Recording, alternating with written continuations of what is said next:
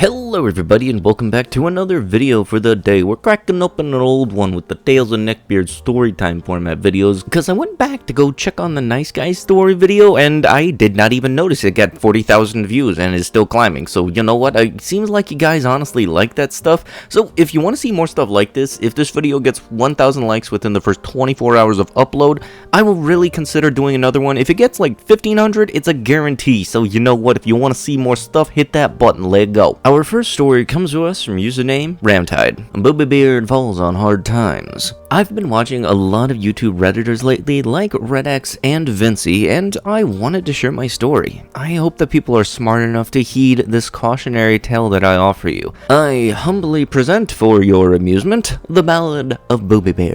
Okay, I'm not sure what the thought process was for the title, but I love it. A friend of mine ran a video game and trading card store in town. Can't say which one or where because it's a small place and I'm not going to dox anyone. Me and the boys would go hang out there and play cards and video games, make small talk, be meme lords, and play tabletop after hours with copious amounts of beer. It was always a good time. However, the nature of owning a brick and mortar shop means new faces come and go, and some linger for a while. Enter Booby. Nobody actually liked him. He didn't particularly smell bad, and even though he would wear the occasional wolf howling at the moon shirt, his style of dress wasn't exactly offensive or off-putting. I never saw him in a trench coat or a fedora, in case you were wondering. Sometimes the fingerless gloves would come out. Regardless, all around he was a nice enough guy, always trying to make friends and being a bro. Even gave me a couple of magic cards for my commander deck for no reason but to be cool. But you could just tell by the way he acted that something wasn't quite right with him. Maybe he was just lonely, and looking back at the saga he left us, I think that was just the case. He was a lonely guy. That's probably why he tried so hard. We were polite enough and tolerated his company in good faith because he never did anything that actively put us off. We only ever laughed in his face twice. The first time being when he asked us if we were going to go to the Five Finger Death Punch concert, but beyond all that, he was mostly unassuming, and we'd play cards with him and be polite and listen to what he had to say like civilized human beings do. I remember one day, however, Booby was in the shop. I asked him how things were going. He was in a weird place. One of his family members had just died. While he was upset, he was consoling himself by buying some new magic cards with a bit of his recently inherited wealth. I'm not one to judge. Losing a loved one is hard, and having lost people myself, I didn't give him a hard time about it. I wished him well and told him I hope he could get his head on straight during such a hard time. Some time passed, I hadn't seen him in a while, nobody had, and life at the shop went on as normal. Video games were sold during the day, Commander games and Dungeons and Dragons in the after hours, well into the dead hours of morning by night. A few weeks later, on one Thursday evening, I showed up to the shop for the usual Commander nights, and Booby was back. He was all bubbly that night, bragging about his new girlfriend he had just met. Now, I by no means first place prize winning specimen of a man. I'm kind of overweight, a bit of a nerd, and grow a mean neckbeard myself, so I was somewhat incredulous at first when Booby got to talking about his new lover. This guy? Really? Yeah, I guess so. Not gonna lie, I was even a little jealous. On and on he went about her and how wonderful she was. Somebody asked him where he got so lucky to meet his new lady. Well, we got our answer all right. He met her at the local tater tot bar. Yeah, I don't know what to say for that. Everyone lost their minds. He got visibly frustrated and then vocally upset, shouting about how he wouldn't understand anything about his newfound true love stripper girlfriend, and stormed out the door. I'm sure he could hear us laughing all the way into the parking lot. Even the shop owner was doubled over the table laughing at him. He didn't come back that night. We played our cards and RPGs and drank beers and had a good laugh at the expense of Booby and the time kept dragging on, and nobody had seen him. A few months went by. Everyone had forgotten about him. I had forgotten about him entirely. Well, one day I was bored at the house and decided to go out for a walk around the town square. Being a bit of a musician and wanting some alone time to practice, I grabbed my instrument at the time, an accordion of all things, and went out to the square to practice in public and maybe make an accidental dollar or two. I learned some songs and made a few bucks. I played for a few hours and took a break to have a smoke. As I was pacing around, huffing down my coffin nail, I heard a familiar voice shout, "Hey! Insert name here." I looked around, and there I saw him in all his majesty, hurried waddling towards me. The man, the legend, Booby himself.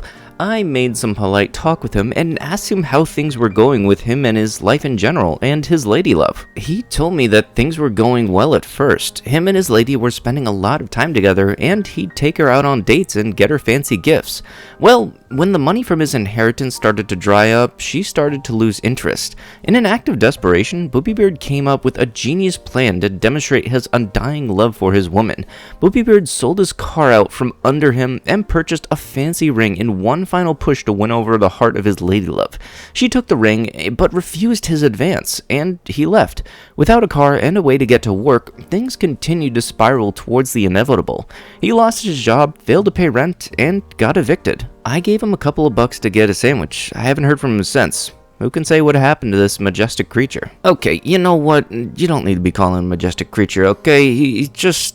Some people get used. It really does suck. I'm not saying that if you work at a club like that, then you can't find love. No, you're still a human being nonetheless, but it still kinda sucks when somebody is just used for their own personal gain. Like, it sounds fiction, but people like this actually do exist. Like, they'll only be interested in you for one simple thing and just want to use you the entire time. So I honestly hope that things get better. Our next story comes to us from username Fred Zred. My mother almost married a neckbeard. Oh boy. This happened in 2002 when I was 12. My parents were separated for most of my life and were never legally married. They split while my mom was still pregnant with my younger sister.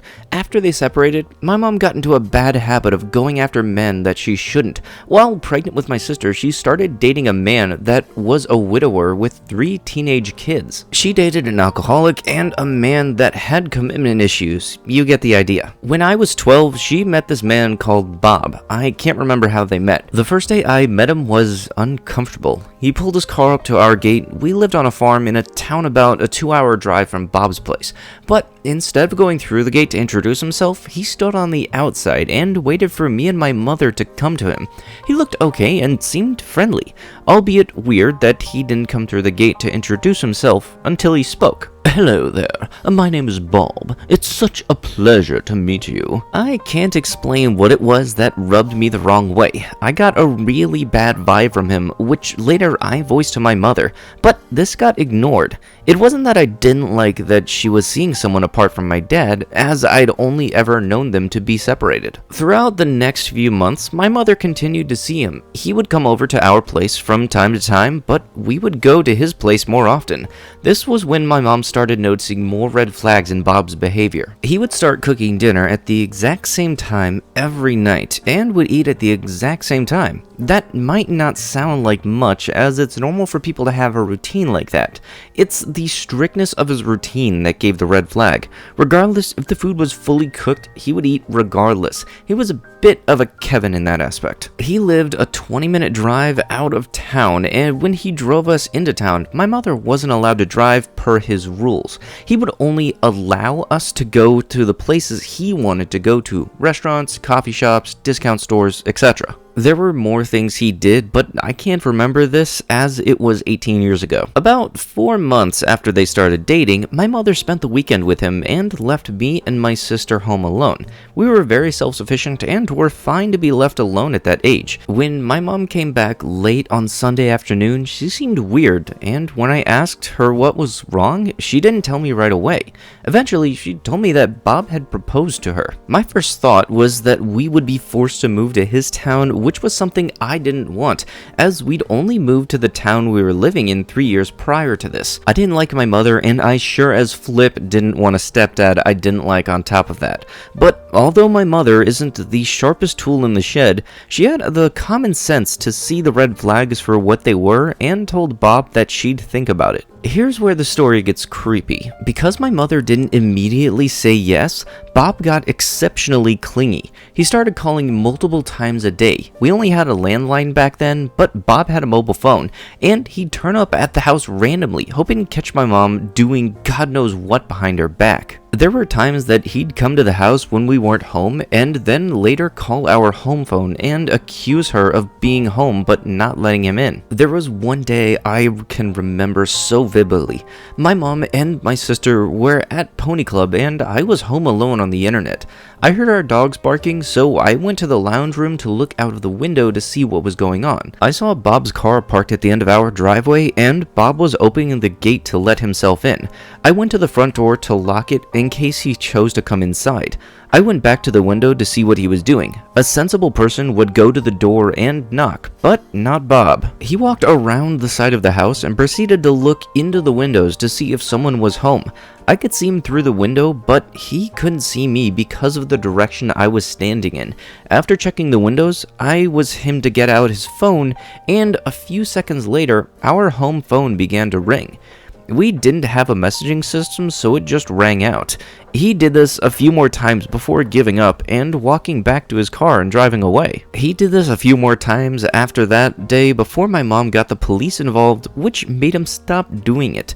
I didn't see him after that, but I'm sure to tell my mother I told you so. Yeah, nothing says I love you like stalking your home and checking to see if when you're not there. Our last story comes to us from username Majin Noob. A weird encounter with Neckbeard? Hello, sorry for the formatting. I'm texting this story from my phone and autocorrect might screw me over. Okay, so this happened years ago at a used game store around the same time period when I was dating Perkle.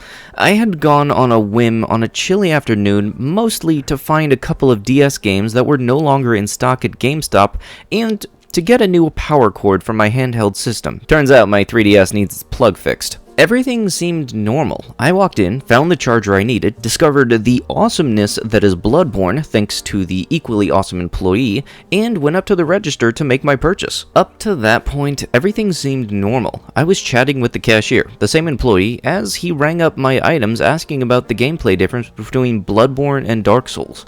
I had no idea that I was being observed. I did not notice any smell, I did not hear any nasal breathing, or any of the telltale signs of a neckbeard being nearby. In hindsight, I don't pay much attention to my surroundings unless I'm driving, so I didn't realize this guy was staring at me while I was having a fun conversation. I got my stuff and made for the door, heard the rapid shuffling of footsteps, and finally became aware of a short, I'm a pretty tall person in comparison, and heavyset dude wearing all black and wearing a fedora holding the door open. I thanked him, thinking he was just being nice, and walked out. And then he started walking next to me as I made the short trip to my car, asking me what games I played, suggesting games more to my taste, dude WTF, asking if I was seeing anybody, where I worked, and overall making the situation incredibly awkward. I gave the guy short yes or no answers. I was preoccupied with finding my means of getting back home, and trying to keep my anxiety from triggering my fight or flight response, and halfway to my car told him, "Sorry, but I'm in the middle of running errands and need to go.